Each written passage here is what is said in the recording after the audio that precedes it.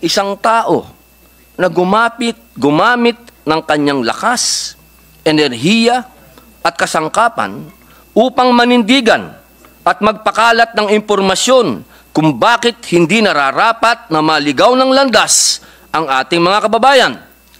Siya po ay si Pastor Apollo Kibuloy.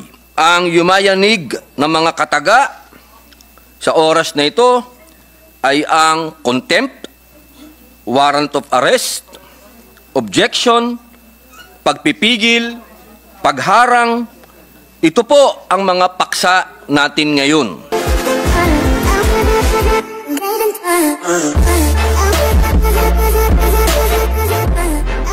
Maraming salamat po, Ginoong Pangulo, at sa ating pinunong mayorya. Ginoong Tagapangulo at sa ating pinunong mayorya at sa lahat po ng namumuno at lahat po ng kabilang sa bulwagang ito na bumubuo sa Senado ng Republika ng Pilipinas. Mabuhay po tayong lahat, mga kasama, kaibigan, kapatid at kalaban. Sa init ng usapin na ito, natural lamang po na mayroon tayong makalaban sa paninindigan.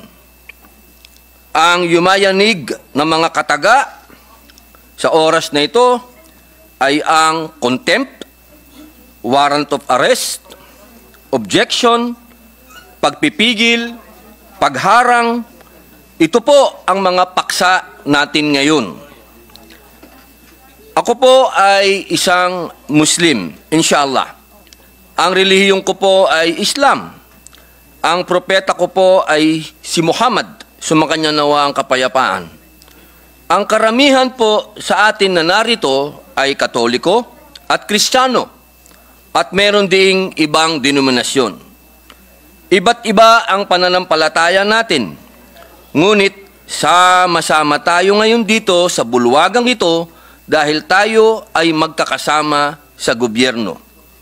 Hinalal tayo ng taong bayan upang pagtibayin ang saligang batas na nagbibigay sa kanila ng proteksyon sa mga kalaban ng inang bayan.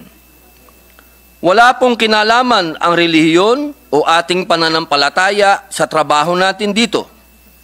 Ang ating relasyon sa Panginoong Maylikha ay para lamang sa mga sarili natin.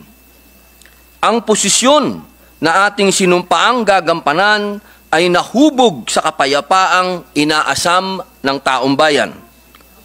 Ang natatanging daan upang makamit ang katahimikan patungo sa pag-unlad ng kanilang mga buhay at kinabukasan. Ang kapayapaan sa ating inang bayan ay lagpas 50 taon nang binahiran ng karahasan. Hindi lamang sa malalayong lugar, kundi sa ating mga syudad. 5 dekadang bumalot ng takot, pangamba, at huwad na pag-asa. Minsan nang nagkaroon ng karumal-dumal na ganap sa organisasyon ng armadong pakikibaka ng CPP-NPA.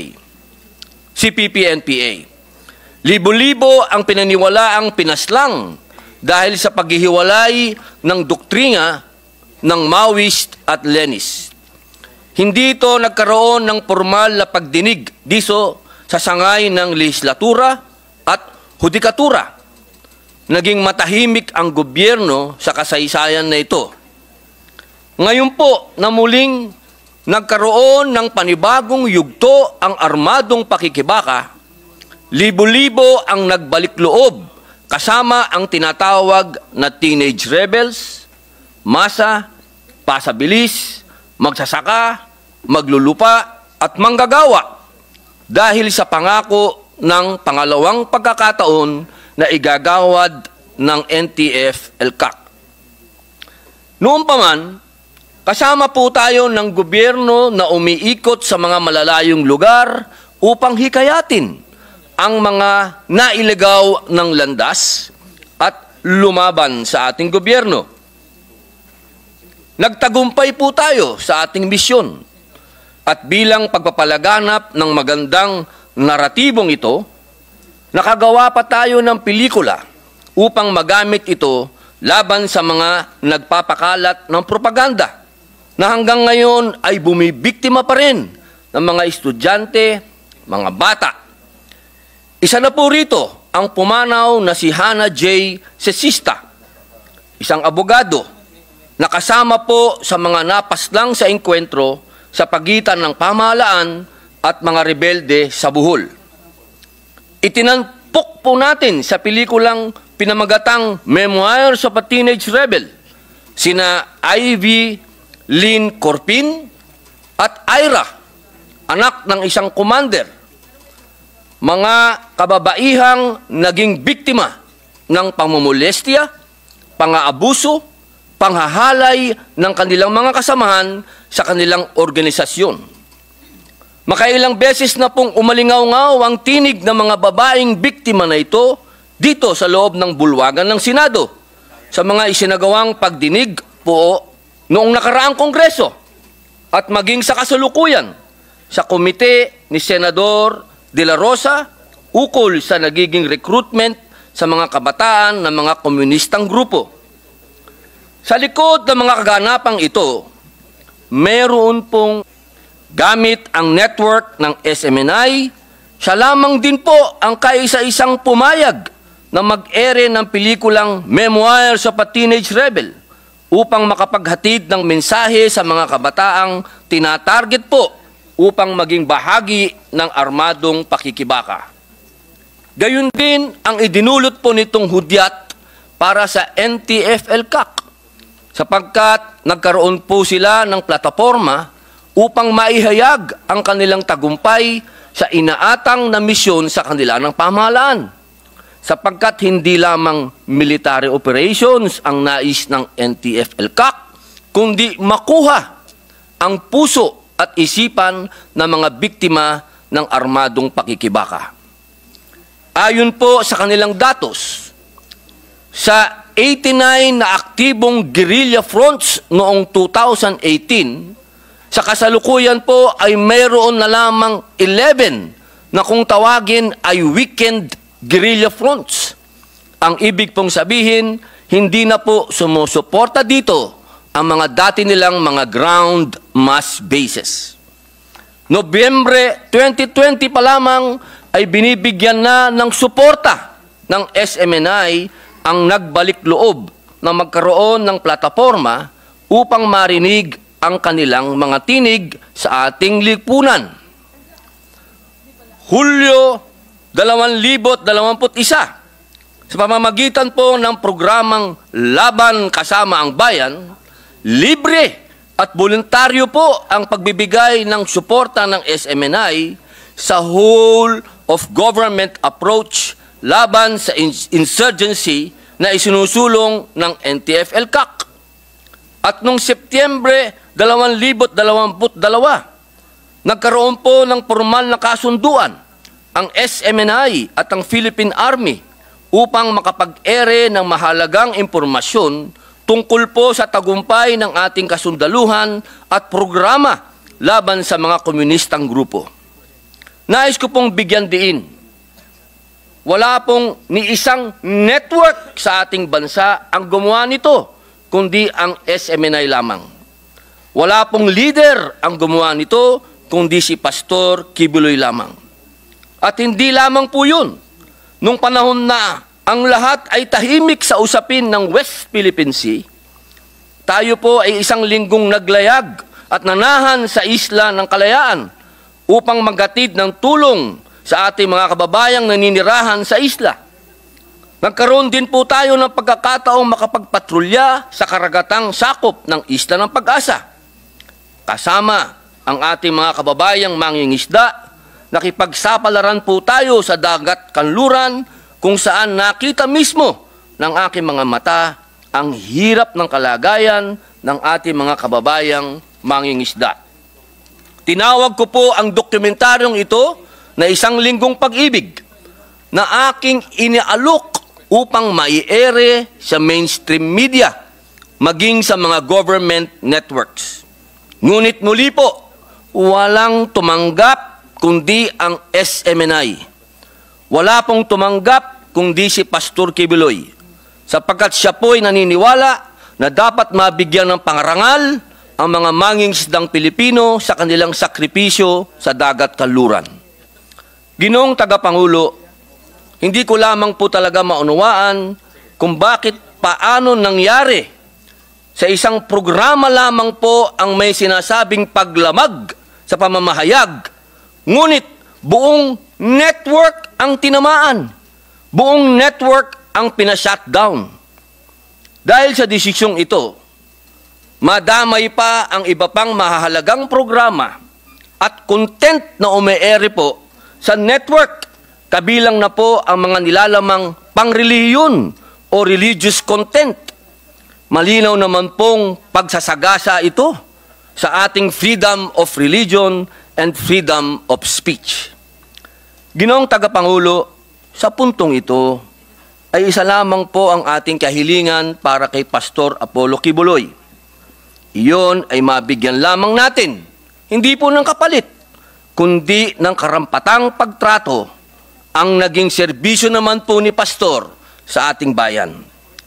Dagdag pa po nito, binibigyan pansin din natin ang mga banta sa personal na kaligtasan ni Pastor. Kahit naman po sino na nakararanas ng banta sa kanyang buhay, ay pipiliin ang pag-iingat sa paglabas sa pagpublikong lugar. Kailinsabay, paborito ang anunsyo ng Estados Unidos sa paghahain ng sakdal laban sa kanya. Natural lamang po na ingatan ng isang tao ang kanyang sarili kung nakakadama siya ng pag-atake mula sa iba't ibang puwersa at panig. Bilang paglilinaw, hindi po niya tinatalikuran ang obligasyong sagutin ang mga paratang sa kanya. Ang nais po niya ay sagutin ito sa tamang espasyo kung saan matatamo niya ang isang patas na pagdinig at paggalang sa kanyang karapatan sa due process. Higit sa lahat po, Ginoong Tagapangulo, ang akusasyon po laban kay Pastor ay nasa bakuran na ng kagawaran ng hustisya na kanilang isilasampa sa naaayong korte. Hindi na po magkakaroon ng saysay ang ating pagdinig sapagkat nasa kamay na po ito ng hudikatura. Nasa kanila po ang kapangyarihan upang magpataw ng desisyon at kung sino po ang inosente at kung sino po ang nagkasala.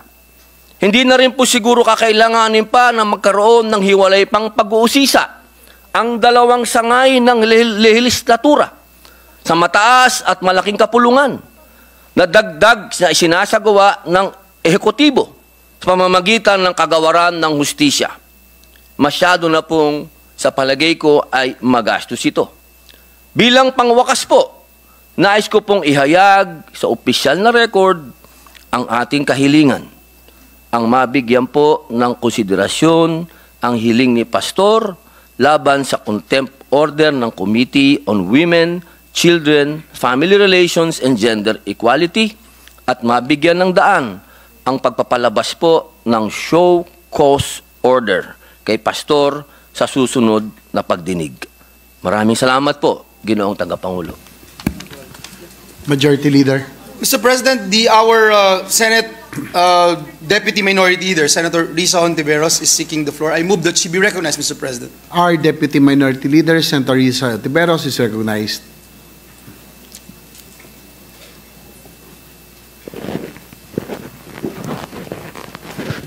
Salamat po, Mr. President. Hindi ko po i-interpellate ang aking kasama dito sa Senado. Nais ko lamang po magbigay ng isang maikling manifestasyon kaugnay ng ibinanggit. At ang manifestasyon pong ito ay pagbanggit lamang uli sa ano ang status sa ngayon ng proseso ng pagdinig ng resolusyon sa ibinanggit na komite, ang Senate Committee on Women, Children, Family Relations, and Gender Equality. Ang status po doon ay 2 beses pong inimbita yung resource person. Inisyuhan din po ng sabina ng Senado, pinirmahan ng Senate President. Kanila ring hindi pinaunlakan. Kaya ayon sa rules ng Senado sa pagkondukta ng investigasyon, 1 second Mr. President. Ayon sa rules ng Senado sa pagkondukta ng investigasyon in aid of legislation, ay nirule ng chair para i-cite in contempt yung resource person at ipinahayag na hihilingin sa Senate President, ipaaresto yung resource person para sa wakas ipaharap na sa komite para makasagot sa mga seryosong tanong sa kanya. Ang kasama ko po sa komite ay nag-object at dahil doon, ayon din sa rules ng Senado, binigyang daan ng chair na magkaroon ng 7 araw upang makabuo ng majority ng mga miyembro ng komite para mag-object. At ang ika-7 araw pong iyon, Mr. President, ay bukas. Kaya gayon din, alinsunod sa mga rules natin sa Senado, binibigyan daan ng chair na makabuo ng majority. So, depende kung ano yung maging resulta bukas ang magiging sunod na mga hakbang ng komite. Pero ngayon pa lamang ay meron na po tayong mamimake of record na may president po sa mga ruling ng Korte Suprema at maging na po sa mga dating idinaos na mga pagdinig ng mga komite, maging ng Senate Blue Ribbon Committee dito sa Senado na nagpatuloy kahit po meron na pong tumatakbong mga kaso sa Korte.